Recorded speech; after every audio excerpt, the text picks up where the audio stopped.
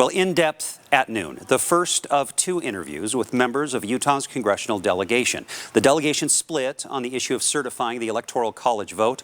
Representatives Chris Stewart and Burgess Owens both voted against accepting results from Pennsylvania. The rest, including 3rd District Congressman John Curtis, voted to accept all of the votes. And Representative, thank you for joining us, and thank you again for our conversation yesterday when all this was happening. I know it was a tough day, and you brought our viewers some important clarity despite that. So I want to start by asking you about the big picture one day later. Where are you with what happened overnight and yesterday? Well, you mentioned that I shared that experience with your viewers, and I want you to know that that was actually really good therapy for me. It felt like I could communicate with the viewers and have them instantaneously understand what we all experienced here.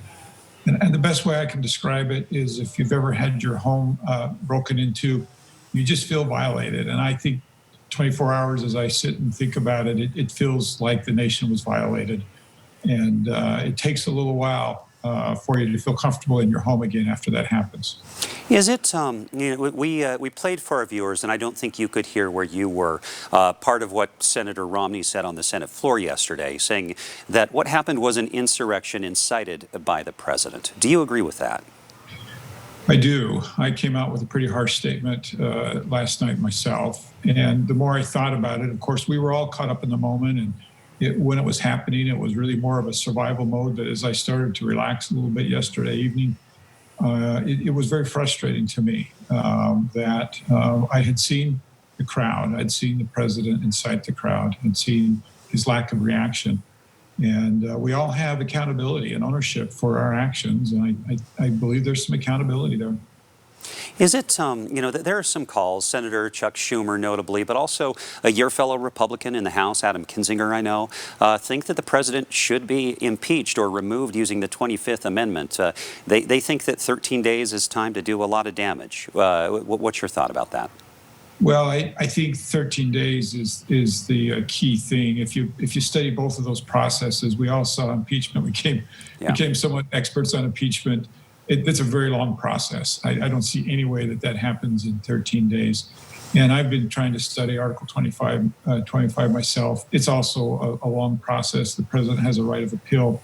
And so it may feel good to talk about it, and who knows really if it's a realistic idea or not. But I think simply from a time perspective, I don't see how it comes together. I do want to ask a little bit deeper on that because you said you did study that. Does that mean that you share some of those concerns about whether the president is in the right place to be leading right now? I studied it because so many people were asking me about it, and I felt like I have a stewardship over that. But I will tell you, much like impeachment, it is a very, very high bar to change the will of the people. And we have to remember that the president was elected by the people, and that bar is so incredibly high. And I don't think poor judgment is the reason those things were put into place. Now, it would be triggered likely by a Vice President Pence, or it could be triggered by Congress, but that would be a Nancy Pelosi thing. So I don't really have the ability to trigger or even make that decision myself. But I would want people to know that that's a pretty serious thing that we're playing with right there. And I want to end our interview by asking along the lines of what we were talking about yesterday as well, that this after the inauguration, our political conversation and culture in this country is still going to be in part defined by a very large group of people who believe that this was a stolen election, that believe what the president has told them, that Joe Biden will be an inauthentic, not a real president.